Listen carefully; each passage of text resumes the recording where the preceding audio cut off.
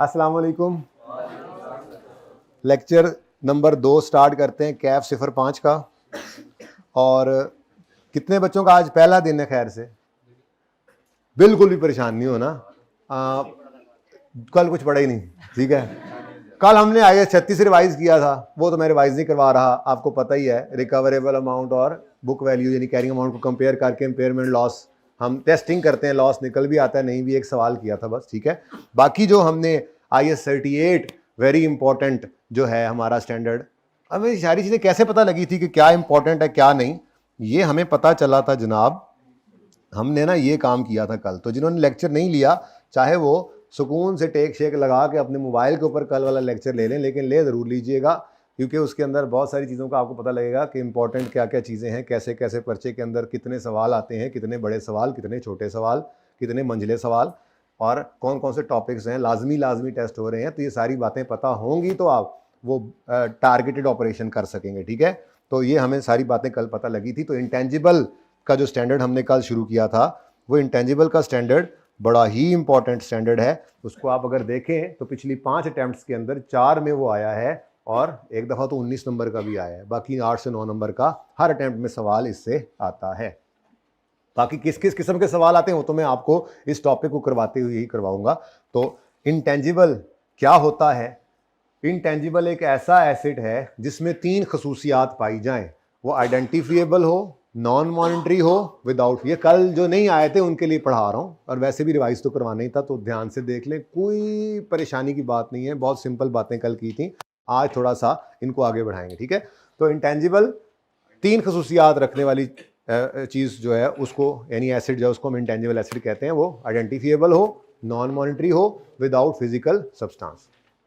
अब non monetary का मतलब वो कैश ना हो, मनी ना हो, ठीक है। और दूसरी बात, फिजिकल सब्सटेंस ना हो, मतलब वो हमें नज़र ना आ रहा हो, टच ना कर सकते हो, ठीक है। और आइडेंटिफिएबल के बारे में कहा था कि 2 चीज़ें हो सकती हैं।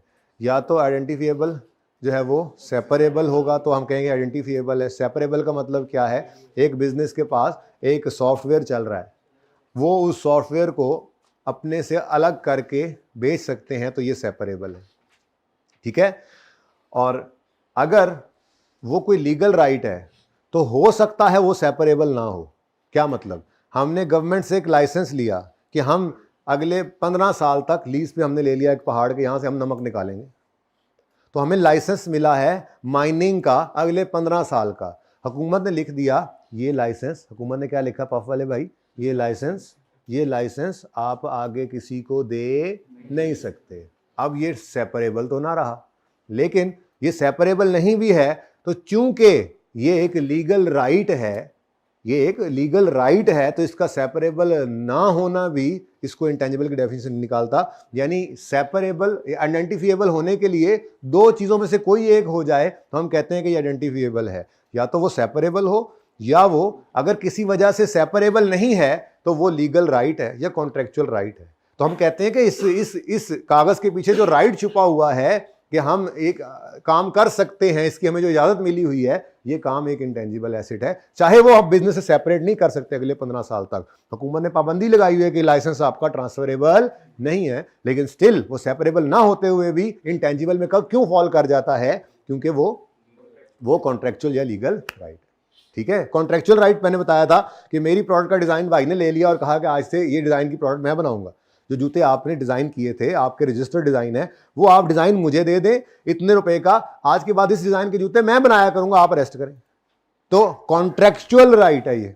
मैंने उनको अपना डिजाइन जो है वो कुछ अरसे के लिए इस्तेमाल करने के लिए दिया होगा, तो लीगल राइट भी हो सकता है, कॉन्ट्रेक्चुअल भी, ठीक है। तो इंटेंजिबल क्या है? वो एसिड जिसमें 3 खसूसियात पाई जाए, आइडेंटिफिएबल हो, चाहे सेपरेबल होकर, चाहे लीगल कॉन्ट्रेक्चुअल राइट होकर, ठीक है, नॉन मॉनिटरी हो, और विदाउट फिजिकल सब्सटेंस, ठीक है। अब मिसाल के तौर पे ये एसी है, ये एक एसी है, ये आइडेंटिफिएबल है, यस। क्यों? सेपरेबल है, इसको यहां से उतार के बेच दो, बाकी बिजनेस को तो कोई मसला नहीं। नॉन मॉनिटरी है, बिल्कुल, ये कैश नहीं है, नॉन मॉनिटरी है, विदाउट फिजिकल सब्सटेंस है। ओ तो इसलिए ये पीपीई था, ये इधर फॉल नहीं किया था। ठीक है, इन्वेस्टमेंट प्रॉपर्टी है, सेपरेबल है, आइडेंटिफिएबल है, बिल्कुल। आपका बिजनेस इन्वेस्टमेंट प्रॉपर्टी तो होती है ऐसी, वेले पैसे पड़े थे, चलो ये जमीन लेकर रख लो, कभी काम आ गई, बाद में बेच देंगे पैसे कमाकर, ठीक है, या रेंट पे दे रहे होते हैं। तो कोई भी एसेट आप अलग करके बेच सकते हो, जिस तरह से इन्वेस्टमेंट प्रॉपर्टी मिसाल के तौर पे, तो आइडेंटिफिएबल है, नॉन मॉनिटरी है, लेकिन क्या विदाउट फिजिकल सब्सटेंस। तो फिर वो इंटेंजिबल में नहीं फॉल की थी, वो कहां चली गई थी, IS 40 इन्वेस्टमेंट प्रॉपर्टी में। ठीक है, मार्कर्स बना के रखे हमने, वो नया ज्योमेट्री बस मेरा, अच्छा मार्कर बना के हमने रखे हुए हैं स्टॉक में। ठीक है, ये मार्कर हमने बनाकर रखे हुए हैं, आइडेंटिफिएबल है, बिल्कुल बिल्कुल। नॉन मॉनिटरी है, बिल्कुल नॉन मॉनिटरी है, विदाउट फिजिकल सब्सटेंस है नहीं। तो इसलिए हमने इसको इंटेंजिबल नहीं कहा था, इन्वेंट्री कहा था। सेल करने के लिए बना के रखे हो ना, इन्वेंट्री। ठीक है, तो एसेट है इन्वेंट्री, एसेट है पीपीई, एसेट है इन्वेस्टमेंट प्रॉपर्टी। लेकिन वो IS 2 का इन्वेंट्री, IS 40 का इन्वेस्टमेंट प्रॉपर्टी या IS 16 का पीपीई बना था, क्योंकि उन सब का फिजिकल सब्सटेंस था। ठीक है, फिजिकल एग्जिस्टेंस थी। लेकिन अगर ये दो चीजें हों और तीसरी साथ शामिल हो जाए, ठीक है, सॉफ्टवेयर, फिजिकल सब्सटेंस नहीं होता उसका। मैंने आपको कहा था कि सीडी से ना धोखा खाना, सीडी सॉफ्टवेयर नहीं है, सीडी के अंदर मौजूद वो सॉफ्टवेयर तो उसके अंदर मौजूद है, वो असल में है, उसको आप टच नहीं कर सकते। ये लाइसेंस किधर गया यार मेरा, ये पड़ा है, ये लाइसेंस जो हुकूमत से मिला था, ठीक है, ये कागज का टुकड़ा जो है, ये सिर्फ उसका प्रूफ है। ठीक है, आप ये नहीं कह सकते कि ये देखे लाइसेंस को मैंने टच कर लिया, ये तो टेंजिबल है। नहीं भाई नहीं, इस लाइसेंस के पीछे वो right to mine for 15 years जो है, दरअसल वो इंटेंजिबल है, उसको तो हम टच नहीं कर रहे। ठीक है, तो आइडेंटिफिएबल हो, नॉन मॉनिटरी हो और फिजिकल सब्सटेंस ना हो, तो वो इंटेंजिबल में फॉल कर जाता है। ये था इंटेंजिबल। ठीक है, फिर अगली बात हमने की कि हाँ, एक और बात भी बड़ी इंपॉर्टेंट की थी हमने कि स्टाफ ट्रेनिंग या एडवर्टीजमेंट के ऊपर कोई भी खर्चा करेंगे तो उसको आपने हमेशा क्या करना है, एक्सपेंस आउट। क्यों? क्योंकि स्टाफ को ट्रेन करेंगे, कंट्रोल नहीं कर सकते, इसलिए उसको एसेट ना बनाए, हो सकता है वो चला जाए, आपने खर्चा किया है तो। एडवर्टीजमेंट आप जितनी मर्जी हैवी कर लें, आप कस्टमर को कंट्रोल नहीं कर सकते, इसलिए ये दोनों खर्चे हमेशा IS 38 कहता है, प्रोहिबिट करता है कि इसको कैपिटलाइज नहीं करना, इनको हमेशा क्या कर दो, एक्सपेंस आउट। एक ये बात हमने पढ़ी थी, ऐसे ही कल भी पढ़ी थी, ये ना समझना आज स्पीड चल रहा है, कल भी इतनी बात ही की थी, अब इससे और ज्यादा क्या बात करूं, इसके ऊपर है ही इतनी सी। ठीक है, और अगली बात फिर हमने की थी, जो इंटांगेबल्स होते हैं, इंटांगेबल्स हम खरीद भी सकते हैं, खुद बना भी सकते हैं। जैसे टांगेबल्स हम खरीद भी सकते थे, खुद बना भी सकते थे। बोलो, हम बिल्डिंग बनी बनाई खरीद लेते थे, IS 16 FAR 1 में हम बिल्डिंग खुद कंस्ट्रक्ट कर लेते थे। ठीक है, ऐसे ही हम इंटांगेबल्स जो हैं वो बने बनाए खरीद भी सकते हैं, खुद बना भी सकते हैं। अगर बने बनाए खरीदेंगे तो बहुत सिंपल, कैपिटलाइज कर दें, और वही रूल्स हैं, किस अमाउंट पर कैपिटलाइज करें, वो सारे असूल वही हैं, पढ़ाऊंगा इंशाल्लाह। यहां पर भी वही वाले तीन। पहली बात आएगी, पहली बात स्टैंडर्ड ये कहेगा कि आपने इंटेंजिबल रिकॉर्ड करना है, तो फिर बताओ फ्यूचर इकोनॉमिक बेनिफिट्स हैं, कॉस्ट लायबिलिटी मेजरेबल है तो रिकॉर्ड करो। फिर हम कहेंगे अच्छा जी रिकॉर्ड करना है तो इनिशियली किस पे करें, मतलब बिल्कुल भाई भाई यहाँ IS 16 IS 38 IS 40 बिल्कुल मिलते जुलते ही हैं। किस पे रिकॉर्ड करें जी, कॉस्ट पे, initial measurement at cost. Cost में क्या क्या होगा, अब अगर हमने परचेजा है, चेजा वो नहीं जो आप लगाते हैं, नहीं दूसरा, परचेजा है अगर हमने, तो परचेजने की कॉस्ट क्या क्या होंगी, परचेज प्राइस और सारे जरूरी खर्चे जो उसके साथ रिलेटेड है, डायरेक्टली एट्रीब्यूटेबल कॉस्ट। उसके अंदर कमीशन किसी को पे किया, कोई आपने लीगल फी पे की, अपने नाम करवाया, ट्रांसफर फी पे की, कोई हुकूमत को आपने नॉन रिफंडेबल टैक्स पे किया, बिल्डिंग के लिए कैरेज इनवर्ड नहीं हो, मैं बिल्डिंग की मिसाल ले रहा हूं इसलिए वो रहने देना। ठीक है, कि आप बिल्डिंग उठा के वहां से यहाँ वैसे आजकल ऐसी बिल्डिंग्स भी आ गई हैं, खैर चले छोड़े। तो परचेज अगर आपने किया है इंटेंजिबल को, तो उसको क्या करेंगे, आप आंखें बंद करके कैपिटलाइज करेंगे, और कैपिटलाइज करेंगे वो पढ़ लेंगे थ्योरी के अंदर, मैंने सफ़े मंगवाए, अगर उसमें आप पता नहीं, मैं भूल ना गया हूँ, खैर पता है आपको, जब बुक आ जाएगी तो उसके अंदर फिर पढ़ा भी दूंगा कि आपने परचेज इंटेंजिबल को उसकी कॉस्ट के ऊपर कैपिटलाइज करना होता है, और कॉस्ट में क्या होगा, परचेज प्राइस, और लिख ही देता हूं, कैपिटलाइज एट कॉस्ट। ठीक है जी, और कॉस्ट में क्या क्या होगा, purchase price plus all other directly attributable. Directly attributable होना जरूरी है।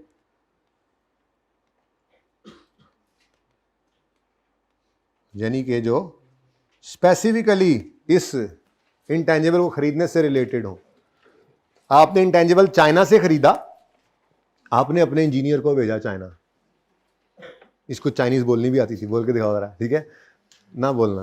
तो इसको जो भेजा आपने, तो इसने जाने आने का खर्चा किया, वहां रहा, खाया पिया, ठीक है। तो ये जरूरी था, हमें पता नहीं था इंटेंजिबल किस तरह का हमने जो खरीदना है, कैसी क्वालिटी का है, तो ये जाके वहां से खरीद के ला रहा है, ये भी डायरेक्टली एट्रीब्यूटेबल खर्चा है, तो ये भी उसकी कॉस्ट में ऐड करेंगे। इस तरह से मतलब हर वो जरूरी खर्चा जो उसको खरीद कर हम तक लाने के लिए जरूरी है। इवन खरीद लिया, सॉफ्टवेयर है मिसाल के तौर पे, इंस्टॉलेशन अब सिंपल नहीं है, कॉम्प्लेक्स है, उसके लिए आपने एक्सपर्ट बुलाया उसी कंपनी से, उसने आगे अलग पैसे चार्ज किए इंस्टॉलेशन के, तो वो भी डायरेक्टली एट्रीब्यूटेबल कॉस्ट। ठीक है जी बेटा।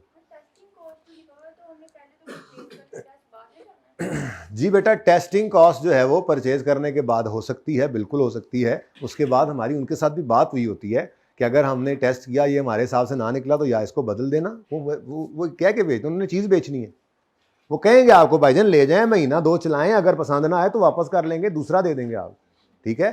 तो टेस्ट हम बाद में करते हैं, जाहिर सी बात है बेटा, इंस्टॉल करेंगे तो टेस्ट रन से गुजारेंगे, ठीक है। और टेस्ट रन की कॉस्ट सिर्फ एसडी कॉस्ट में ऐड होती है। खैर चलें छोड़ें, वो बात में बात करेंगे, बात और तरफ ना लेके जाएं। सादा बात, इंटेंजिबल अगर आपने खरीदा है तो उसको क्या कर लें, कैपिटलाइज। या तो आप खरीदेंगे या खुद बनाएंगे।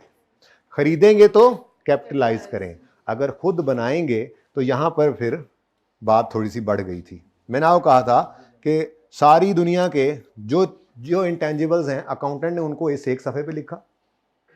ये सारी दुनिया के इंटेंजिबल्स हैं, ये software, formula, design, patent, copyright, ठीक है, सारी दुनिया के इकट्ठे हो गई है, ठीक है। ये सारे एक सफ़े पे लिखे और अकाउंटेंट्स ने 5 इंटेंजिबल्स को अलग कर लिया, ठीक है ना। जितने थे इन 5 के अलावा वो तो इधर आ गए। इन 5 के बारे में क्या है, स्टैंडर्ड कहता है कि अगर आपने इंटरनली जनरेट किया है उन 5 के अलावा किसी भी इंटेंजिबल को, वो 5 कौन से बाद में पढ़ते हैं, ठीक है ना, यानी आपने इन सब इंटेंजिबल्स को अगर इंटरनली जनरेट किया है तो मतलब आपने कुछ टाइम लगाना है, ठीक है। जैसे सॉफ्टवेयर बनने में कुछ टाइम लगेगा, कोडिंग हो रही होती है उसकी, फिर वो कर रहे होते हैं, टेस्ट कर रहे हैं उसको बनाते हुए सॉफ्टवेयर, ठीक है। साइंसदान, जो कंप्यूटर साइंसदान बैठे होते हैं, वो आपका सॉफ्टवेयर तैयार कर रहे हैं, टाइम लगता है उसके ऊपर, कॉस्ट लगती है उसके ऊपर। आपने कोई दवाई का फार्मूला तैयार करना है तो आप उसके ऊपर जो है वो काफ़ी सारा टाइम लगता है, आप रिसर्च करते हैं उसके ऊपर, फिर कहीं जाके उसका फार्मूला तैयार होता है, जिस हिसाब से फिर आप जो है वो उसकी प्रोडक्शन करते हैं, मैस प्रोडक्शन, ठीक है। कोई भी चीज़ है, आपने कोई वैक्सीन बनानी है, कोई आपने प्रोडक्ट बनानी है, कोई बोतल बनानी है नए फ्लेवर की, आप उसके ऊपर रिसर्च करेंगे, एक फार्मूला निकालते हैं, एक रेसिपी होती है, ठीक है। तो अगर आपने कोई भी फार्मूला, कोई भी डिज़ाइन, कोई सॉफ्टवेयर इंटरनली जनरेट किया है तो उसके ऊपर कुछ वक्त लगेगा, एक प्रोसेस चलेगा, इस प्रोसेस को कहते हैं रिसर्च और डेवलपमेंट, ठीक है। यानी कि पहले आप रिसर्च स्टार्ट करेंगे और फिर कुछ शक्ल जब बनना शुरू होगी तो फिर उस फेज़ को डेवलपमेंट फेज़ कहा जाता है। आज मैं आपको थ्योरी पढ़ाता हूँ, इसकी एग्जाम्पल्स हैं, ठीक है। और फिर उसके बाद वो इंटेंजिबल तैयार हो जाएगा, वो फार्मूला तैयार हो जाएगा, वो डिज़ाइन तैयार हो जाएगा, फिर साइंसदान जो है वो सफ़े के ऊपर सारा डिज़ाइन तैयार करके वो प्रोडक्शन डिपार्टमेंट के हवाले करेंगे, फैक्ट्री वालों को कहेंगे अब इस डिज़ाइन के जूते बनाओ, अब इस फार्मूला पे बोतलें बनाओ, अब इस फार्मूला पे दवाई वैक्सीन बनाओ। बात समझ आ रही है, थोड़ा प्रोसेस समझ आ रहा है, ठीक है। कि साइंसदान बैठेंगे लेबोरेटरी में और तजर्बे शुरू करेंगे, रिसर्च शुरू हो गई, ठीक है। वैक्सीन तैयार हो रही, कोरोना की वैक्सीन तैयार हो रही है, तजर्बे चल रहे, रिसर्च चल रही है और कुछ शक्ल निकलने लग गई, डेवलपमेंट शुरू होगी और अल्टीमेटली वो तैयार हो गई वैक्सीन, ठीक है। जब वैक्सीन तैयार हो जाएगी तो उस वैक्सीन का एक फार्मूला होगा कि इसमें जो है वो इतनी मिर्चें, इतना नमक, इतना घी आपने डालना है तो वैक्सीन बन जाएगी, ठीक है। वो फार्मूला जो होगा वो एक सफ़े पे लिखकर आपके प्रोडक्शन डिपार्टमेंट के मैनेजर के हवाले कर दिया जाएगा कि ये सारी डिटेल्स हैं भाई, इस हिसाब से अब शुरू कर दो बनाना, ठीक है ना। ये प्रोसेस होता है। तो ये जो रिसर्च एंड डेवलपमेंट लेबोरेटरी के अंदर बैठे हुए रिसर्च एंड डेवलपमेंट चली है, ये है इंटरनली जनरेटेड इंटेंजिबल की कॉस्ट निकालने की जगह। अब यहां पर स्टैंडर्ड आगे बढ़ा और आगे बढ़ के कहता है जब तक तो सिर्फ रिसर्च चल रही है, आपको नहीं पता कि आप कामयाब होंगे या नहीं होंगे, तो आप रिसर्च का फेज ऐसे ही होता है, ठीक है ना, पता नहीं है क्या बनेगा, बस शुरू कर दिया अल्लाह का नाम लेकर। तो जब तक रिसर्च चल रही है तो जितने खर्चे होंगे इस लेबोरेटरी के अंदर बैठे हुए, चाहे वो साइंसदानों की तनख्वाहें हैं, चाहे वो उस लेबोरेटरी को आपने किराए पे लिया हुआ उसका किराया है, चाहे वो इक्विपमेंट, टेलीस्कोप, माइक्रोस्कोप और पता नहीं क्या कुछ वहां पे आपने रखा हुआ है, कोई फ्रिज, कोई एसी लगे हुए हैं, वो इक्विपमेंट की डेप्रिसिएशन है। जितने अरसे रिसर्च चलती रहे, रिसर्च पर होने वाला हर खर्चा, रिसर्च के लिए कोई मटेरियल यूज कर रहे हैं आप, जो चीजें मंगवा रहे हैं वो खरीद के आप, यानी कि रिसर्च फेज चल रहा है तो लेबोरेटरी का हर खर्चा क्या है, एक्सपेंस। चाहे वो रिसर्च के ऊपर लगने वाला मटेरियल है या रिसर्च करने वाली लेबर है या ओवरहेड्स हैं, बिजली है, गैस है, इक्विपमेंट है, उनकी डेप्रिसिएशन होती है ना, ठीक है। तो रिसर्च फेज जब तक चल रहा है तो R&D डिपार्टमेंट का, लेबोरेटरी का हर खर्चा क्या है, एक्सपेंस। फिर एक वक्त आता है जब डेवलपमेंट स्टार्ट हो जाती है। जब क्या हो जाता है जी, अब वो कब स्टार्ट होगी, वो भी अभी स्टैंडर्ड ने एग्जांपल्स दी कि जब ये काम हो जाए तो समझो डेवलपमेंट शुरू हो गई, उम्मीद लग गई है। अब यहां जब डेवलपमेंट स्टार्ट होती है ना, तो ऐसे नहीं कि डेवलपमेंट स्टार्ट होते ही खर्चे कैपिटलाइज करना शुरू कर दो। स्टैंडर्ड ने आगे बढ़ के फिर एक और शर्त लगाई कि कुछ शराइत हैं, मेरी 6 शराइत हैं स्टैंडर्ड की, 6 क्राइटेरिया कहते हैं। मैं पढ़ाता हूं अभी वो भी, ठीक है, ये तो अभी सिर्फ कल की जनरल डिस्कशन थी, उसी को दोबारा रिवाइज कर रहे हैं, ठीक है। 6 क्राइटेरिया अगर मीट हो जाए तो जिस दिन वो 6 क्राइटेरिया मीट हो उससे ऑनवर्ड्स डेवलपमेंट अच्छी वाली है। जितने खर्चे इस फेज में हो रहे हैं इस लेबोरेटरी के अंदर, वो सारे एसिड बनाते जाओ। और जब तक ये 6 क्राइटेरिया मीट ना हो तो चाहे डेवलपमेंट भी चल रही है, ये बुरी डेवलपमेंट है, इस डेवलपमेंट के अरसे के खर्चे को भी क्या करो, एक्सपेंस आउट करो। तो ये हमने कल पढ़ा था ऐसे, ठीक है। आज न्यूमेरिकली करेंगे इंशाल्लाह, ठीक है ना। तो इंटरनली जनरेटेड इंटेंजिबल्स हैं तो research phase expense, development phase 6 criteria meet ना हो तो इसको कहते हैं, हम उर्फ आम में इसको कहा करते हैं बुरी डेवलपमेंट, जरा आसानी के लिए, ठीक है। ये कौन सी डेवलपमेंट होगी जी, बुरी डेवलपमेंट। तो जो बुरी डेवलपमेंट होगी, समझ गए, डेवलपमेंट है, ठीक है। और यहां पर क्या होगी जी, अच्छी डेवलपमेंट, ठीक है। तो जब तक 6 क्राइटेरिया मीट ना हो तो डेवलपमेंट का भी हर खर्चा कहां जाएगा, एक्सपेंस। और जब मीट कर जाए तो उससे ऑनवर्ड्स वाला, अब ये प्रैक्टिकली करके अभी देख लेंगे इंशाल्लाह, अच्छे तरीके से समझ आ जाएगी, ठीक है। चलो, ये तो हो गए सारी दुनिया के 5 इंटेंजिबल्स के अलावा सारी दुनिया के बाकी सारे इंटेंजिबल्स। अगर आपने खरीदे नहीं हैं, इंटरनली जनरेट किए हैं, तो उन पर ये रूल लगेंगे, ठीक है, सही है। और अगर ये 5 की बात हो रही है, अब वो इसे मिला के पढ़ना है, ये 5 ये 5 अगर इंटरनली जनरेटेड है, कौन कौन सी चीज, इंटरनली जनरेटेड गुडविल, आपने काम शुरू किया, 10-15 साल में आपका नाम बन गया। आपने नाम बनाने के लिए काम शुरू नहीं किया था, काम शुरू किया था अच्छी नीयत से करते गए, नाम खुद बनता गया, कस्टमर सेटिस्फाई होते गए, प्रोडक्ट अच्छी होती गई, बिजनेस डेवलप करता गया, ठीक है। तो internally generated goodwill, brand, internally generated brand, internally generated publishing title. चुप कर जाओ, ये 1-2 केसेस जो हैं, पहला दूसरा दिन है, अभी ना छेड़ो मुझे। पब्लिशिंग टाइटल, कस्टमर लिस्ट या मस्ट हेड्स, ठीक है। ये जो अखबारों के, सॉरी आज नए वाले बच्चे भी हैं ना जी, मस्ट हेड कहते हैं, मैंने लिखा हुआ है न्यूज़पेपर टाइटल्स, ठीक है। तंग वाला किधर गया, आज तंग हो गया, आज आया ही नहीं, ठीक है। तो जैसे जंग अखबार है तो उसके नाम जो है, टाइटल जो है जंग, ये क्या है, ये मस्ट हेड कहलाता है। ये भी एक इंटेंजिबल एसेट है भाई। मैंने कल यहाँ पे बच्चा बैठा था, मैंने उसको कहा था, उसे तंग हो गया इस बात से। मैंने कहा कि जंग अखबार चल रहा था, इस भाई साहब ने सोचा, इसने सोचा, वो तो चला गया, ठीक है, कि मैं भी अखबार निकालूंगा, और इसने तंग अखबार निकाल दिया, इसने संग अखबार निकाल दिया।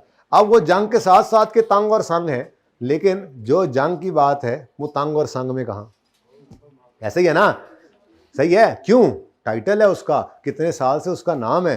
तो अगर कोई बंदा जाके जंग अखबार खरीदने लगेगा तो जंग अखबार वाले जंग के नाम के अलग पैसे लेंगे, क्योंकि इंटेंजिबल है। लेकिन जंग ब्रांड भी वही है, मिलती जुलती चीजें हैं, ठीक है ना, हाँ, ब्रांड भी वही है बिल्कुल। लेकिन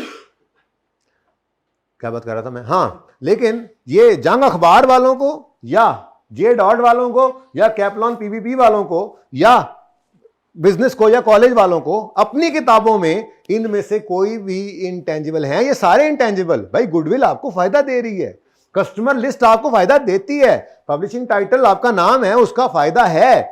आप कैपलान की बुक पढ़ियो और एक ऐसे ही जैपलान की बुक पढ़ी हो तो आप कैपलान को कहेंगे यार ये जरा ज्यादा ऑथेंटिक है, चलो ये ले लेता हूं मैं, ठीक है ना।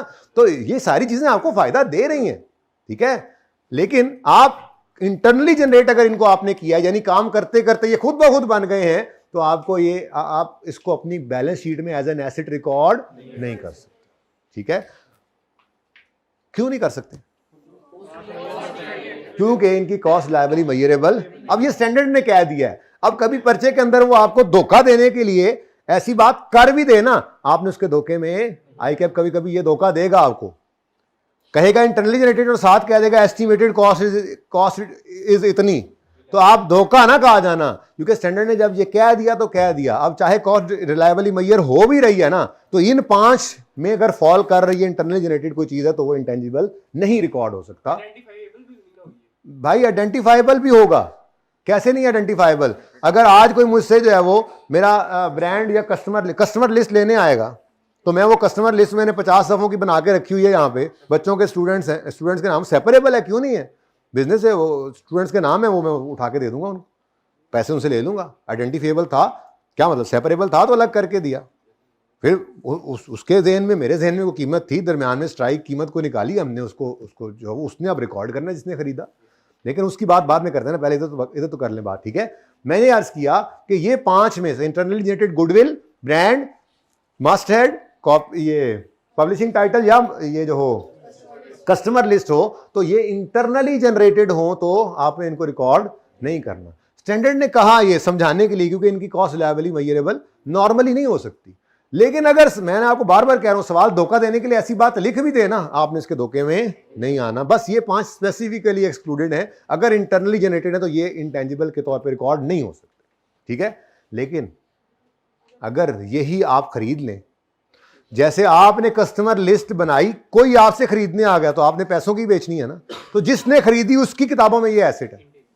तो अगर ये 5 में से कोई आप परचेज करेंगे तो फिर उसको क्या करना है, आपने कैपिटलाइज करना है, ठीक है। ये बात हमने की थी जी कल। और अखबार नहीं बिक रहा था, देखो ना, जंग तो जल्दी बिक जाता, सुबह सुबह सारा खत्म हो जाता है।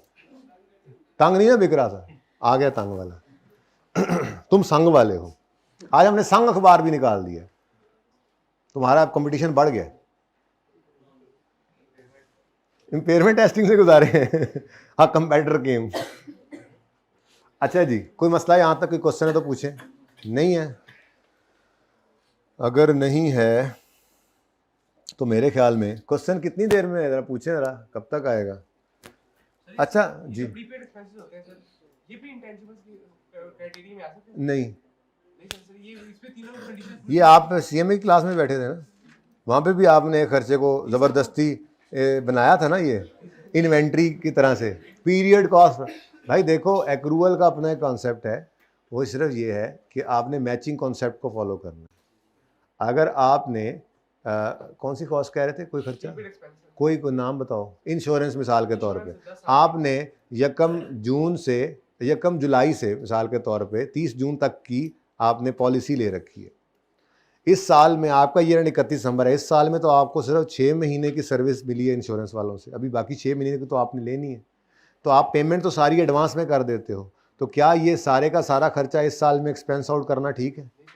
नहीं, ये एक्सपेंस है, बाकी एसेट है। वो एसेट इंटेंजिबल नहीं है भाई, वो एक्रूड एक्सपेंस या प्रीपेड एक्सपेंस है। तो प्रीपेड आपने एक एक्सपेंस एडवांस में पे कर दिया है, जिसका फ़ायदा भी आपको बाद में मिलना है। तो जब फ़ायदा मिलेगा तब आप एक्सपेंस आउट करना, वो सिर्फ इतनी सी बात, इंटेंजिबल नहीं, ठीक है। आ गया हैंड आउट, दिखाओ ज़रा पहले मुझे। हाँ बोलो, सवाल बोलो। वो आज बात करेंगे, वो अभी इससे अगली बात वही थी। अगर हैंड आउट ना आता तो मैं पहले वो बात ही करने लगा था, लेकिन हैंड आउट आ गया तो एक सवाल करके इसको पक्का कर लें, उसके बाद फिर अगले सवाल में अमाउंटेशन इम्पेयरमेंट की जब बात आनी है तो उससे पहले मैं वो डिस्कस करने लगा, ठीक है। बुक अवेलेबल है, चलो आज होगी अवेलेबल, लेकिन चलो आज तो ये मिल गया ना इनको, और ठीक है, बेहतरीन हो गया, अल्लाह करे। हाँ सही है, दे दो दे दो दे दो।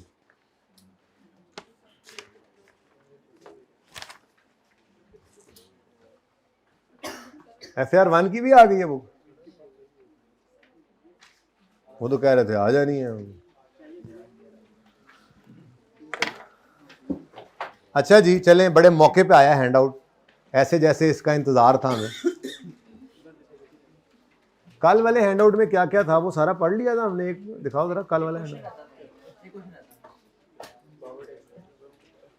वो क्वेश्चन ना, वो असल में पेज कॉपी किया था तो ये 7 कॉपी हो गया। ये तो रीवैल्यूएशन का अभी नहीं करवाना, ये मौके पे करेंगे इंशाल्लाह। IAS 16 वाली रीवैल्यूएशन ही है, वो रिवाइज करनी है हमने। IAS 16 वाली रीवैल्यूएशन ने जान नहीं छोड़नी। IAS आपकी FAR 1 ने जान नहीं छोड़नी है, याद रखो। वो जो आप रीवैल्यूएशन करते थे ना IAS 12 में जाके, उसी के आगे पहले कितने 3 कॉलम थे, 2 और ऐड हो जाएंगे। IAS 12 में वो चल पड़ेगा। फिर आप IAS 37 में जाएंगे, डी कमीशनिंग, एक प्रोविजन फॉर डी कमीशनिंग आपने सिर्फ ज़बानी कलामी पढ़ा था, वो आ जाएगा। वहाँ पे भी आपके रीवैल्यूएशन मॉडल के अंदर भी वो चीज़ आ रही होगी, तो वहाँ पर फिर माशाल्लाह से 2 कॉलम बढ़ाकर आप टैक्स भी चूँकि आ जाता है, ये सारे काम करेंगे। तो रीवैल्यूएशन इंशाल्लाह अभी बहुत दफ़ा हमने रिवाइज करनी। इसी तरह से ये इंटेंजिबल टेंजिबल की तरह से 2 मॉडल्स के अंदर हो सकता है, तो रीवैल्यूएशन यहाँ पे भी है, बिल्कुल वैसी ही है, रिवाइज करेंगे, अभी नहीं, फिर कभी। जरा ऊंचा बोलें दोबारा।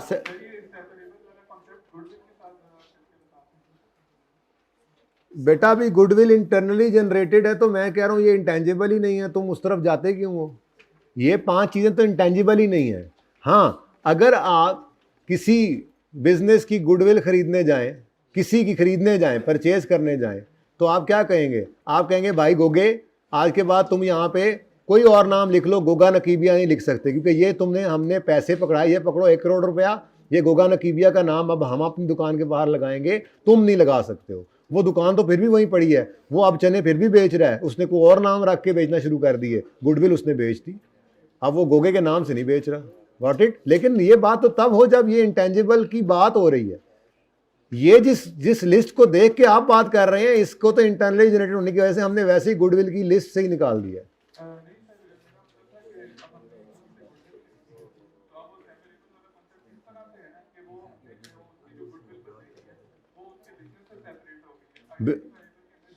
जी, सेपरेबल का मतलब है ही ये कि बिजनेस से अलग करके बेचा जा सकता है।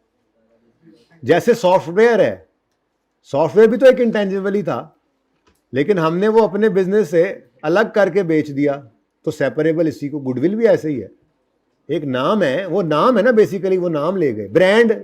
ब्रांड और गुडविल मिलते जुलते ही होते हैं, जरा ऐसे मिलते जुलते जी। कभी फर्क बताऊंगा। हाँ जी, चलें आगे। मेरे ख्याल में ना इसका सवाल करें ताकि फिर थोड़ा सा ये हजम ज़्यादा पक्के तरीके से हो जाए, ठीक है? इसका सवाल होगा इंटरनली जनरेटेड का, और उसमें भी ये वाली लिस्ट, ठीक है? आ जाए जी क्वेश्चन नंबर, ठहर जाए, क्वेश्चन नंबर 236 पेज के ऊपर है, क्वेश्चन नंबर 8। आपको हैंड आउट मिला है, क्वेश्चन नंबर 8 भी नजर आ रहा होगा उसमें। आप जी बेटा,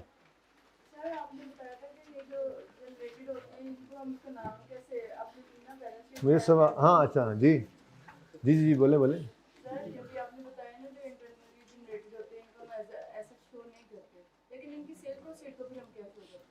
बेटा वो फिर देखेंगे ना क्या करेंगे, वो बस उस वक्त इनकम रिकॉर्ड कर लेंगे, उसको कैश डेबिट इनकम किताबों में नज़र नहीं आ रहा होता, वो फिर देखेंगे जब कभी आएगा। वैसे ये सिलेबस में है नहीं, ये फाइनल में जाके करेंगे।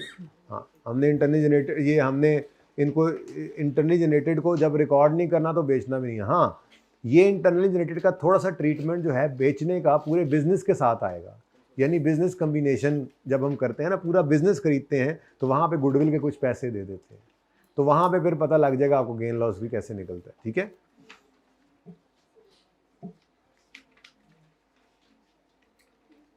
और वहाँ पे भी आपको ये समझ नहीं आएगी कि जिसकी गुडविल खरीदी है वो तो पैसे लेके घर चला गया, उसने क्या एंट्री की है।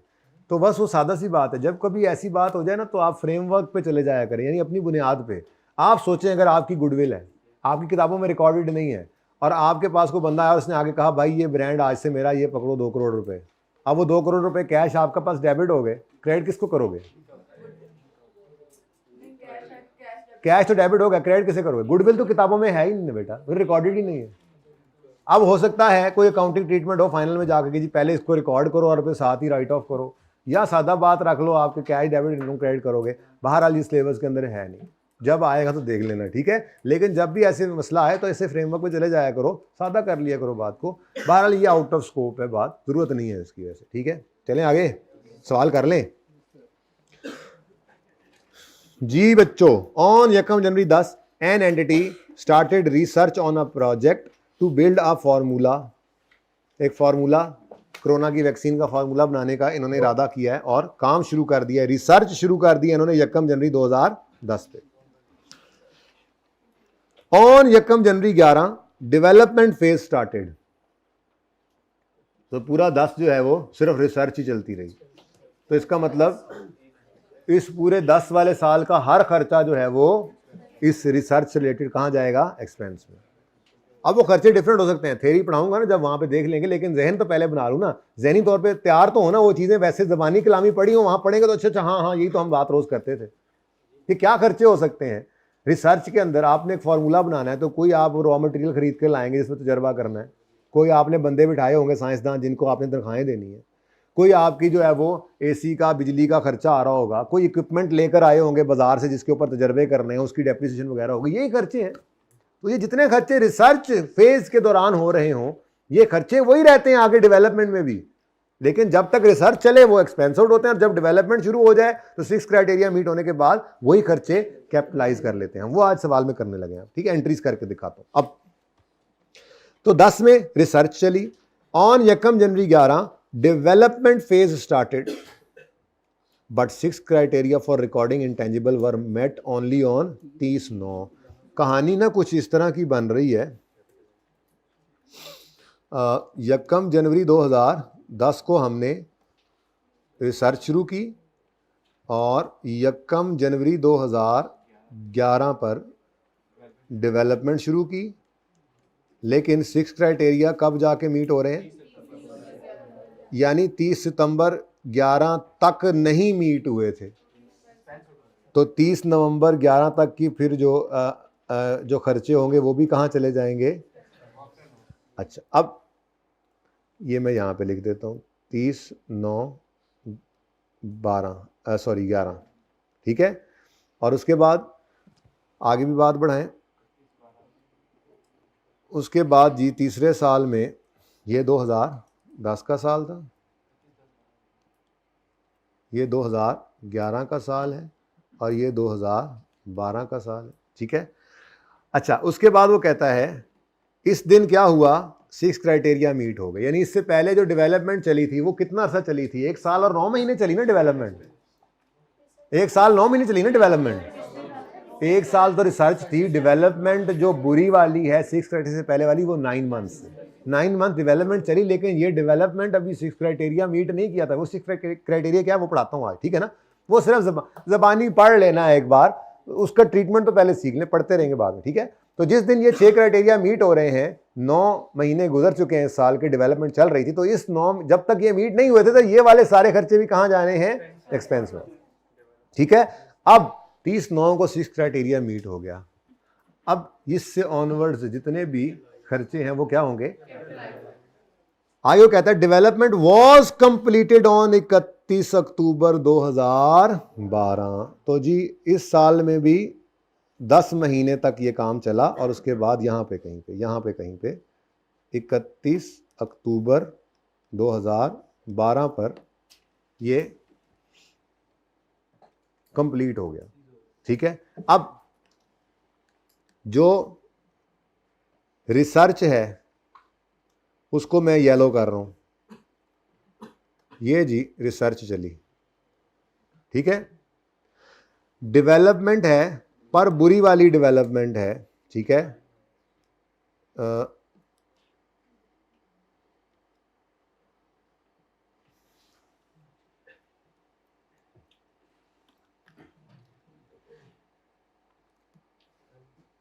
यहीं पे तस्वीरों से समझ लेंगे, फिर एंट्रीज में मसला ही कोई नहीं रह जाना इंशाल्लाह, ठीक है।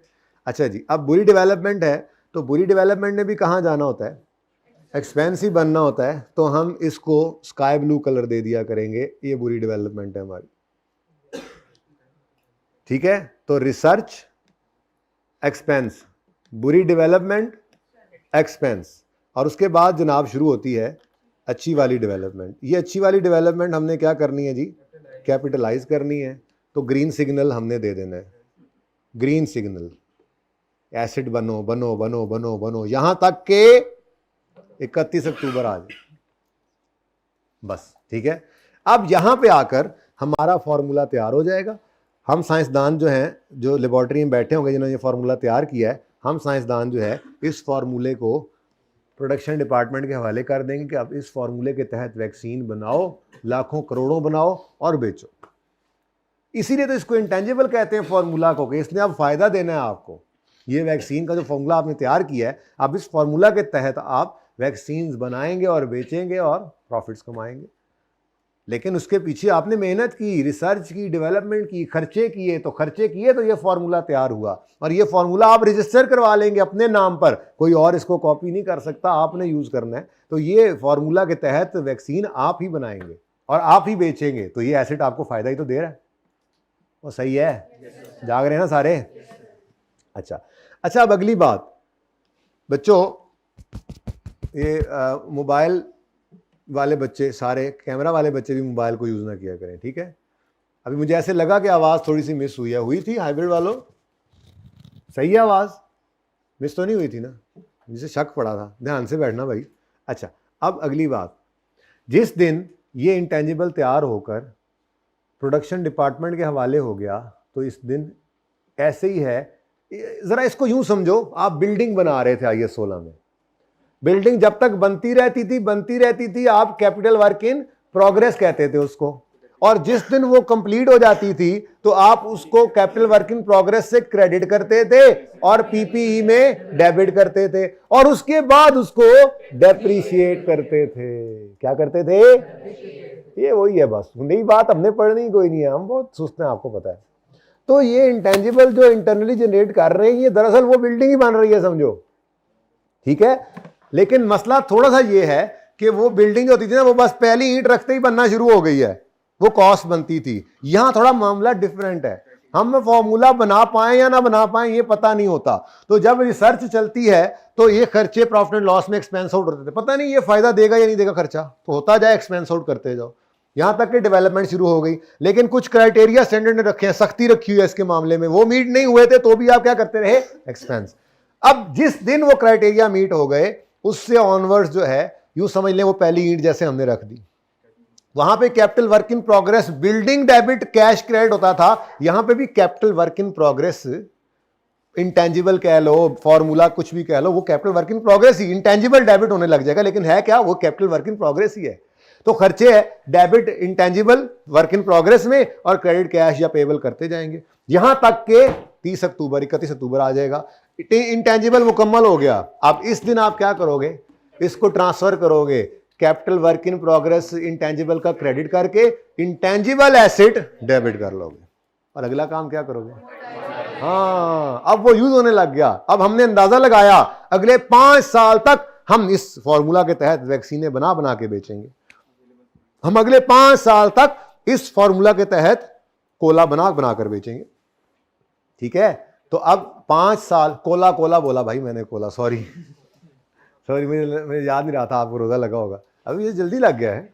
अच्छा, तो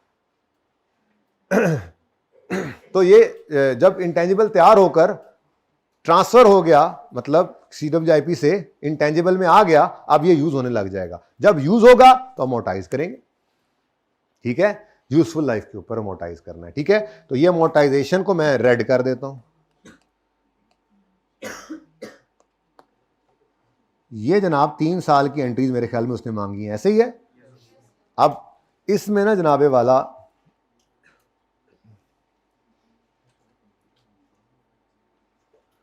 दो डेट्स ये भी दी हुई थी। अब अगली बात आती है, ये उससे भी ज्यादा अहम बात है। चलो, ये 31 अक्टूबर पे कंप्लीट हो गया, और आगे क्या लिखा है उन्होंने? लाइव, ये नहीं, इससे अगली बात कर रहा हूं, वो इंपॉर्टेंट है, ये तो आसान सी बात है। अब जब ये 31 अक्टूबर को कंप्लीट होकर यूज होना शुरू हो गया, यानी इस दिन हमने फॉर्मूला फैक्ट्री के मैनेजर के हवाले करना है, प्रोडक्शन डिपार्टमेंट के हवाले करना है कि अब बनाओ इसके हिसाब से, तो ये यूज होने लग गया। अब क्या एक्सपेक्टेशन है? अगले 7 साल तक ये इंटेंजिबल इस्तेमाल होगा, तो इसकी यूजफुल लाइफ बस डिवाइड करो 7 से, और इस साल में कितने महीने, 2 महीने इस्तेमाल हुआ, तो 2 महीने के अमोर्टाइजेशन उसी तरह से डेप्शन की तरह से एंट्री करोगे, amortisation debit, accumulated amortisation credit. इतना ही आसान है ये। नहीं, आप कर लेना डेज के हिसाब से, हम तो मंथ्स के हिसाब से करेंगे। इतना ही आसान है ये, लेकिन देखो बच्चे इसको ज्यादा आसान ले लेते हैं और ये टेस्ट करता है, मरवा देता है। फिर ये नोट भी बनवाता है, इसमें नोट पीपीई की तरह से इधर बनता है। ये अहम बातें कर रहा हूँ, फजूल में तुम कब से लगे हुए हो आपस में, तो मैं एक आधा दिन बस बर्दाश्त करता हूँ, बच्चे समझ आए तो ठीक है, नहीं तो कुछ नहीं कहता। मैं कुछ कहता हूँ जी, कभी कुछ कहा है, बस खड़ा कर दूंगा 1.5 घंटा क्लास के अंदर, अलग अलग कर दूंगा प्राइमरी के बच्चों की तरह से। यहाँ पे वो पीपी का नोट बनवाता है, जर्नल एंट्रीज मांगता है, डिस्कशन कहता है। 3 तरह के सवाल आते हैं, ठीक है, तीनों ही आते हैं, कोई माफी नहीं है, ठीक है ना। बहरहाल आसान है। देखो इंटेंजिबल हमने इंटरनली जनरेट कर भी लिया आज। अब इससे भी ज्यादा अहम बात, ये तो सारी समझ आ गई आपको, ठीक है, ये ज़बानी कलामी कल से शुरू किया था, आज इसको हमने तस्वीरी शक्ल में भी देख लिया, फिगर्स भी आ गई, डाटा भी आ गया, डेट्स की हद तक तो हम कॉन्फिडेंट हो गए कि किस अरसे का खर्चा कहां जाना है, किसका कहां। अब अगली बात की तरफ आते हैं जी। Following are the details of expenses which are incurred evenly. 2010 के अंदर 50 मिलियन का खर्चा हुआ, के खर्चे हुए। ये खर्चे कौन कौन से होंगे, मैं बार बार, अब तो मैं थक गया हूं, गला खुश्क हो गया अभी रोजे के साथ बोल बोल के, अभी तक आपको याद नहीं हुआ ये कौन से खर्चे होंगे। नहीं, रिसर्च डेवलपमेंट तो बाद की बात है। ये जो साइंसदानों को तनख्वाहें दी, जो बिजली गैस के पेट्रोल के खर्चे हुए, जो मटेरियल लेबर वगैरह सब कुछ, जितने भी खर्चे चल रहे हैं उधर, ये खर्चे हैं, ठीक है। अब मेरा सवाल मैं आसान कर लेता हूं, मैं यूं कहता हूं साइंसदानों की तनख्वाहें, अगर आपको एतराज ना हो तो, ठीक है। 2010 में साइंसदानों को 50 मिलियन की तनख्वाहें दी गई हैं। ये कितने महीनों की हैं 2010 में? पूरे 12 महीने की। अब भाई वो आप कहोगे सर इंटेंजिबल तो मान ही रहा, तो भाई मैंने कब कहा है कि आप एसेट बनाओ, तो उनको तो तनख्वाह देनी है ना, जो है वो घर बार छोड़ के यहाँ साइंसदानियां कर रहे हैं बैठे आपके, ठीक है, उनको तनख्वाह जा रही है। 12 महीने का एक्सपेंस कर रहे हो, एक्सपेंस डेबिट कैश क्रेडिट, तो वो आपका एक्सपेंस है, ठीक है। तो आपको 2010 में आपने जो 50 मिलियन पे किया, ये कितने महीनों की तनख्वाहें हैं साइंसदानों की? 12 महीनों की, ठीक है जी। नेक्स्ट 2011 के अंदर भी काम चल रहा है, साइंसदान बैठे हुए हैं, ठीक है। मैं ये नहीं कह रहा कि ये बेसिकली ये एक्सपेंस की बजाय ज्यादा बेहतर था कॉस्ट लिखा होता, मैं फिर कहता कॉस्ट में से कितनी एक्सपेंस बनाओ कितनी एसेट, लेकिन अब सवाल ने एक्सपेंस लिखा हुआ है, ठीक है। ये कॉस्ट हैं, ये क्या है? 50 मिलियन की कॉस्ट 2010 में पूरे 12 महीने की है, तो बोलो अच्छा 2011 के अंदर कितनी कॉस्ट आई है? ये 2011 के कितने महीनों की कॉस्ट है? 12 महीने काम चलता रहा है, ये कॉस्ट 12 महीनों की है। एक्सपेंस में जाना है या एसेट में जाना है, मेरा ये सवाल तो भी है ही नहीं, ठीक है। और इसी तरह से 2012 के अंदर भी ये 12 महीनों की कॉस्ट आ गई, 12 महीनों की, 12 महीनों की। हाँ, मैं यही कहने लगा था कि 95% बच्चे ये गलती करते हैं पर्चे में कि इसको 12 कहते हैं। नहीं कहना, नहीं कहना, ये याद रखना है, ठीक है भाई साहब। साइंसदानों को हमने कहा चलो निकलो घर, चलो फॉर्मूला पकड़ाओ, कोई काम नहीं है, या किसी और प्रोजेक्ट पे लगाएंगे ना, वो मैं यूं आसानी के लिए कह रहा हूं कि उनको कहेंगे भाईजान बस बन गया फॉर्मूला, चलो जाओ कार हूं, छुट्टी करो, चलो भागो निकलो यहां से, कोई काम नहीं अब तुम्हारा, हमने और कोई फॉर्मूला नहीं बनवाना अगले 10 साल, जब जरूरत होगी तो बुला लेंगे कोई और साइंसदान, तब तक आ जाएंगे, ठीक है। तुम अब जाओ, बस काम खत्म हो गया। तो जब 31 अक्टूबर में काम ही खत्म हो गया है तो फिर काहे का खर्चा भाई? बात समझो, ठीक है। इस दिन काम शुरू हो गया, साइंसदान बिठाए हैं तो शुरू हुआ है, इस दिन से खर्चे करने शुरू किए, करते करते करते करते करते करते करते करते करते इस दिन इंटेंजिबल कंप्लीट हो गया। साइंसदानों का चलो निकलो, तनख्वाह देंगे फिर घर बिठा के उनको, तो बेटा वो होगा तो ठीक है, इस इंटेंजिबल की कहानी तो खत्म हो गई है। तो वो एक्सपेंस करोगे तो देखी जाएगी, ये खर्चा उससे रिलेट नहीं करता, ऐसी कोई बात उसने लिखी नहीं हुई क्लियरली, क्योंकि यहां पर उसने कहा एनडीटी ने रिसर्च शुरू की फॉर्मूला पर, और इस दिन डेवलपमेंट शुरू की, और इस दिन क्राइटेरिया मीट हुआ, और ये डिटेल है एक्सपेंसेस की जो इनकर हुए इवनली, कहानी तो उसी की चल रही है, तो अलग से कोई बात नहीं है, ठीक है। तो हमेशा ये आखिरी साल के अंदर मसला आएगा आपको और आप जैसे कईयों को, तो बस आपने ये देखना है कि जिस साल में काम खत्म हो रहा है उस साल में अनलेस कि वो कह दे ये 12 महीनों का खर्चा है, खुद से अज्यूम नहीं करना। अगर 12 महीनों का खर्चा होगा लेट्स से, तो कोई बात नहीं है, 12 महीने के पैसे दोगे, एसेट में तो 10 महीने डालोगे ना, बाकी 2 एक्सपेंस तब करना जब वो एक्सप्रेसली कह दे कि ये 12 महीनों का खर्चा है। वरना खामोशी केस के अंदर आपने हमेशा जब इंटेंजिबल पे काम रुक गया तो जो कॉस्ट सवाल में गिवन होगी उसको भी वहां पे रोक देना है। यानी कि ये खर्चे जो हैं, कोई सेंस नहीं मैं दिखानी थी, तुसी समझा विच कोई सेंस होनी है, सादा बात थी जो पहले बच्चों ने पकड़ ली, लेकिन मैंने कहा चलो जरा गलत करके थोड़ा शुगर लगाते हैं। ठीक है, याद रहेगी ये बात। ये सब बच्चे गलती करते हैं इन सवालों के अंदर आके, ये गलती लाजमी कर जाते हैं। ठीक है, अनलेस के सवाल एक्सप्रेसली मुंह से ना कह दे कि काम तो 31 अक्टूबर को खत्म हुआ था, लेकिन ये सैलरीज वगैरह ये कॉस्ट जो ये 12 महीनों की हैं, तो फिर आप 12 महीने लेंगे, वरना ऐसा कभी नहीं करना। बस ये सादा सी बात जहन में रखनी है। ये इंटेंजिबल बनाने के लिए बिठाया था उनको 1 जनवरी को, खर्चे शुरू हो गए 31 अक्टूबर, 12 को इंटेंजिबल बन गया तो खर्चे बंद, कहानी खत्म। अब कहीं और जाके बिठाओ, वहां पे फिर नई डिसीजन मेकिंग करते रहो, यहां से तो निकालो ना। ठीक है, ये काम खत्म हो गया। ओके डन, क्योंकि इंटेंजिबल बन गया। अब उसके बाद इंटेंजिबल का खर्चा क्या है, अमोर्टाइजेशन। अब ठीक है, सही है, चलो। अच्छा जी, अब कहानी कुछ ऐसी बन गई है जी अब कि 50 मिलियन का खर्चा जो है,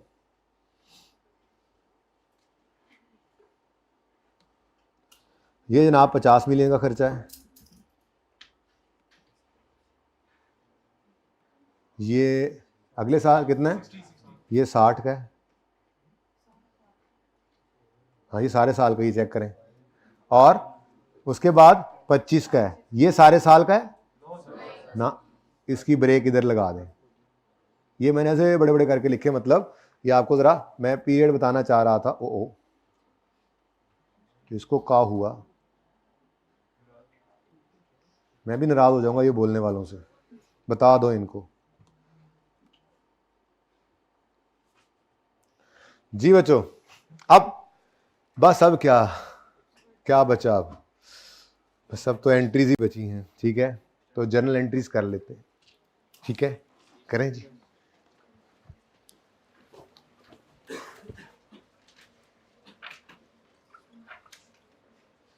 अच्छा, वैसे रिक्वायर्ड क्या था, मैंने देखा नहीं, मैं तो क्या सारा कुछ ही करा देना इसका। अभी एंट्रीज करते हैं, इनकम स्टेटमेंट, बैलेंस शीट के एक्सट्रैक्ट्स। उन्होंने क्या मांगा है, 5 जनरल एंट्रीज, बेहतरीन हो गया। प्रॉफिट एंड लॉस एक्सट्रैक्ट जनाब, और बैलेंस शीट। ठीक है जी, तीनों साल का जी, तीनों साल का जी। शुरू कर 2010। अच्छा जी, अब ये इस तरह की टाइमलाइन आपने बनाया नहीं करनी है, आपने पर्चे के अंदर तरतीब पता है क्या रखनी है ऐसे सवालों के लिए। आपने यूं फटाफट लिखना है, लिखना जरूर है फिर भी। ठीक है, आप यूं लिखोगे 1 जनवरी 10 रिसर्च स्टार्टेड। ठीक है, अपने पास ऐसी रफ सा लिख लेना है। उसके बाद 1 जनवरी 11 डेवलपमेंट स्टार्टेड, ऐसे करना है। क्योंकि टाइमलाइन मैं बनाऊंगा हर सवाल में, शुरू में तो वैसे ही बना रहा हूं, शुरू में से 1-2 बना भी ले, लेकिन पर्चे में इसी वजह से बहुत टाइम आया होगा, तो आपने ये काम कर लेना अपने पास। ठीक है, उसके बाद 1 अक्टूबर या 30 सितंबर जो भी कर लें, एक ही बात है। 30 सितंबर 11 पर 6 क्राइटेरिया मेट, और 31 अक्टूबर 12 पे डेवलपमेंट कम जी। तो बीच में बैटरी खत्म हो गई इसी तरह कैमरा की, मैंने कहा आप इस तरह से डेट्स लिख लेंगे। और जब कैमरा बंद हुआ तो भाई को सवाल करने की कोशिश कर रहे थे, मैंने चुप करा दिया इनको। अब सवाल करें, क्या कह रहे थे आप? ऑनलाइन वालों ने भी सुनना होता है ना सवाल। सर अगर हमें उम्मीद हुई कि इंटेंजिबल 1 साल और लग जाएगा, लेकिन बन पहले गया, तो उसमें हमने कॉन्ट्रैक्ट में साइंटिस्ट की कोर्स लिखे हुए कि अगर उनका अमली टर्मिनेट करते हैं तो एक्स्ट्रा सैलरी देनी पड़ेगी, तो इसकी कोर्स में ऐड करेंगे। भाई का सवाल है कि अगर आपने साइंसदानों के साथ कॉन्ट्रैक्ट रखा हुआ है कि आपको हमने इतने पैसे देने ही हैं, और मतलब मिसाल के तौर पे हमने उनको 2 साल के कमिट किए हुए थे पैसे, और साल में इंटेंजिबल बन गया, तो अगले साल के पैसे कमिटमेंट के तहत उनको देने पड़ेंगे या जुर्माना देना पड़ेगा, तो क्या वो इंटेंजिबल में ऐड करेंगे? Answer is no. ठीक है, इंटेंजिबल बन गया बस। भाई इंटेंजिबल में ये भी तो ऐड कर सकते थे, फिर कर लो। ये एक आगे जाके एक बात पढ़ाऊंगा, IAS 38 ने स्पेसिफिकली ये बात इस तरह से भी की हुई है कि जब यहाँ पे पहुँच के पता लग गया कि इंटेंजिबल बनने लग गया है, तो कुछ साइंसदानों ने कहना है, ये अकाउंटिंग वाले, आप मेरे जैसे साइंसदानों ने कहा कि क्यों ना ये खर्चे भी आप कैपिटलाइज कर दें। चढ़ने का रहन दो, हूँ जो एक्सपेंस हो गया सो हो गया, इस दिन से शुरू करो, और जिस दिन ये खत्म हो जाए उस दिन इंटेंजिबल की कॉस्ट का पार्ट बनना खत्म। उसके बाद अगर ऐसी कोई कमिटेड कॉस्ट है तो ठीक है, वो आपका एक्सपेंस है, इससे पहले भी तो एक्सपेंसेस हो ही रहे थे, ठीक है। अच्छा जी, तो मैं आपसे अर्ज ये कर रहा था, तो कैमरा जब ब्रेक हुआ कि आपने ये डेट्स इस तरह से लिख लेनी है, ठीक है। अब ये आपको पता है कि इस अरसे के दरमियान एक्सपेंस कोई भी खर्चा है, इस अरसे के दरमियान वाला भी एक्सपेंस, और ये इसके दरमियान वाला कैपिटलाइज होना है, और इसके बाद तो फिर कोई खर्चा नहीं है। फिर वाहिद खर्चा जो बचता है वो क्या है, इंटेंजिबल बन गया तो यूज हो रहा है तो अमोर्टाइज करेंगे, या जो नहीं करेंगे वो फिर आज पढ़ाता हूं अभी दूसरे केस वाला, ठीक है। फिलहाल तो अमोर्टाइजेशन ही सीखते हैं इस एंट्री इस सवाल के अंदर, ठीक है। तो जनरल एंट्रीज हम करने लगे थे, तो 2010 में डेट शीट की कोई कैद नहीं है, एंट्री करवाओ। रिसर्च, रिसर्च के स्पेलिंग क्या होते हैं?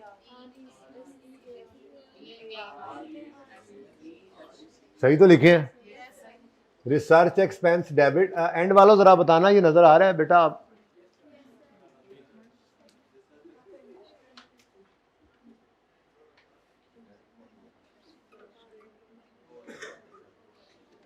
रोजा लगाओ तो रिसर्च के एक्सपेंस भी जहन में नहीं आ रहा, तो मैं सोच रहा हूँ क्या हो रहा है जी। लगा नहीं होता, मतलब वैसे ही कैश क्रेडिट 50 पूरे का पूरा, और कोई खर्चा 2010 में नहीं।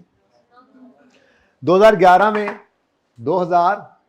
में आपके पहले 9 महीने डेवलपमेंट चली है, लेकिन वो डेवलपमेंट पैड़ी वाली है। पैड़ी वाली डेवलपमेंट जो है वो एक्सपेंस में, पैड़ी समझते हैं ना, हाँ, बुरी वाली डेवलपमेंट जो है, जब तक 6 क्राइटेरिया मीट ना हुआ हो तो डेवलपमेंट फेज का भी हर खर्चा एक्सपेंस आउट होना है। अब नाम से क्या फर्क पड़ता है, आप सिर्फ एक्सपेंस भी लिख दें तो चलो हम डेवलपमेंट एक्सपेंस लिख लेते हैं। डेवलपमेंट थोड़ा फर्क भी हो गया, पहले 12 महीनों में रिसर्च एक्सपेंस था, डेवलपमेंट तो शुरू हो गई लेकिन 6 क्राइटेरिया मीट नहीं हुए, डेवलपमेंट एक्सपेंस ही है, ठीक है, ओके।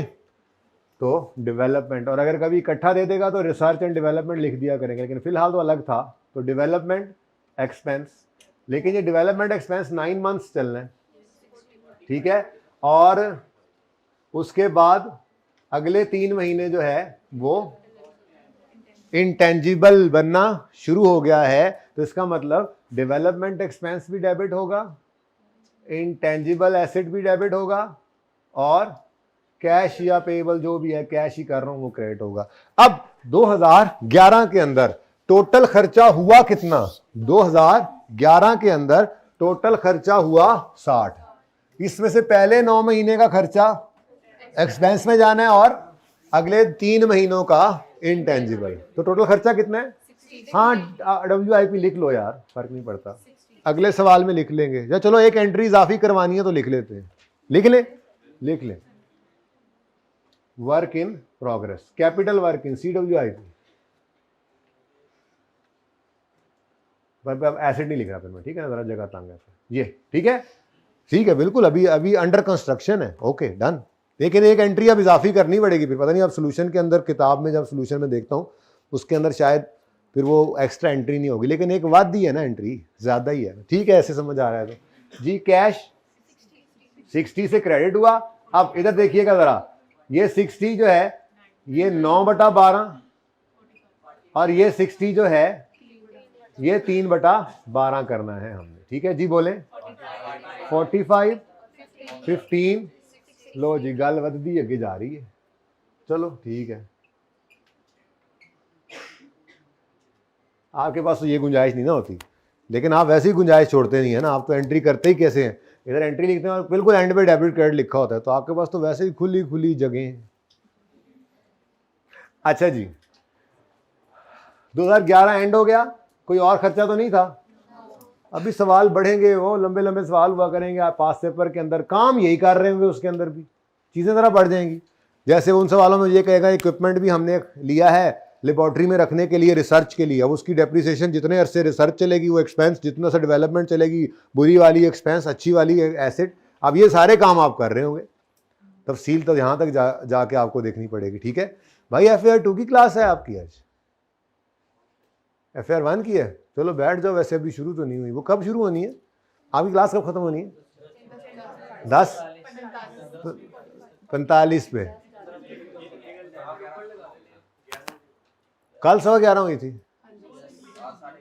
कल माफ कर दो, आज जल्दी कोशिश करेंगे। अच्छा, यानी कि पौने 11 तक तो टाइम है ना मेरे पास।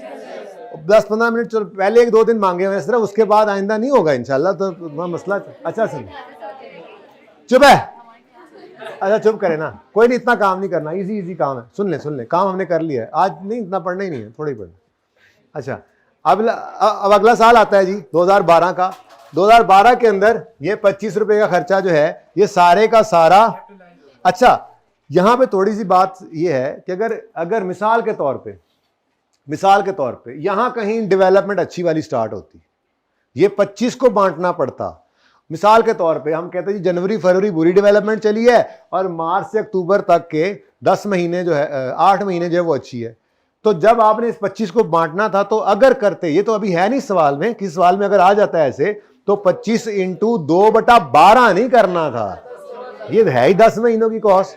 तो 25 इंटू 2/10 और 8/10 करते, लेकिन ऐसा हुआ नहीं, ये नौबत आई नहीं, क्योंकि ये सारे का सारा अरसा जो है डेवलपमेंट अच्छी वाली ऑलरेडी शुरू हो चुकी थी, इसलिए इंटेंजिबल में ही जाना था।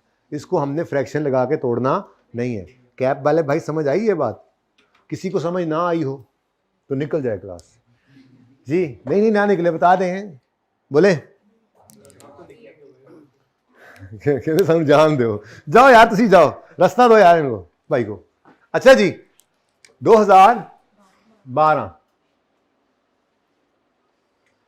इंटेंजिबल, हाँ जी CWIP लिख दिया, अब एक बार तो बार बार लिखूंगा ही। CWIP सारे का सारा 25, ये डेबिट और कैश क्रेडिट। अब ये आपकी सिर्फ एक CWIP वाली फरमाइश की वजह से दूसरी एंट्री आ रही है, ठीक है। और वो एंट्री क्या होगी? वो एंट्री होगी intangible debit CWIP of intangible credit, ठीक है। तो इंटेंजिबल लिख लो या फॉर्मूला लिख लो, कुछ भी है, बल इंटेंजिबल एसेट, ठीक है, ठीक है। और intangible capital work in progress credit. अब इधर देखो, 15 डेबिट हुआ था, 25 डेबिट हुआ था, तो ओ और ओ 40, तो 40 का ओ तैयार हो चुका है, उसको इंटेंजिबल बना लें, ठीक है। तो इंटेंजिबल डेबिट, ये 40 कैसे बना? 15 + 25 इज इक्वल टू 40 जी। कर दिया जी। अब ये जी तैयार हो गया है। अब ये कह रहा है भाई हुण मैनू इस्तेमाल करो ते अमोटाइज भी करो। 7 साल तक मैंने फायदा देना है, तो 7 साल पे मेरी कॉस्ट को ऐसे बराबर बांटो कि मैचिंग कॉन्सेप्ट वायलेट ना हो, ठीक है। अच्छा जी, तो इंटेंजिबल की अमोर्टाइजेशन की एंट्री होगी amortisation expense debit, accumulated amortisation कर लें या इंटेंजिबल क्रेडिट कर लें, कोई मसला नहीं है, दोनों बातें सही हैं, लेकिन एक्यूमुलेटेड अमोर्टाइजेशन ही करते हैं जैसे पहले करते आए हैं, क्योंकि नोट बनाने के लिए यही बेटर प्रेजेंटेशन ऐसे ही करते होते हैं। अब इधर देखिएगा जी, 40 की कॉस्ट है डिवाइडेड बाय 7 ईयर्स, लेकिन ये साल की डेप्रीसिएशन अमोर्टाइजेशन है, लेकिन ये तो इस साल में सिर्फ 2 महीने इस्तेमाल हुआ, तो 1 नहीं कर लो यार, माफी दे दो, 0.95। लो जी, ये रिक्वायरमेंट कौन सी थी?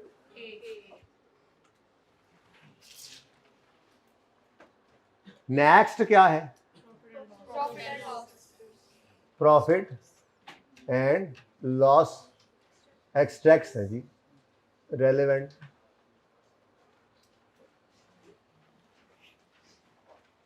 पार्ट 2 शुरू करना है, करो।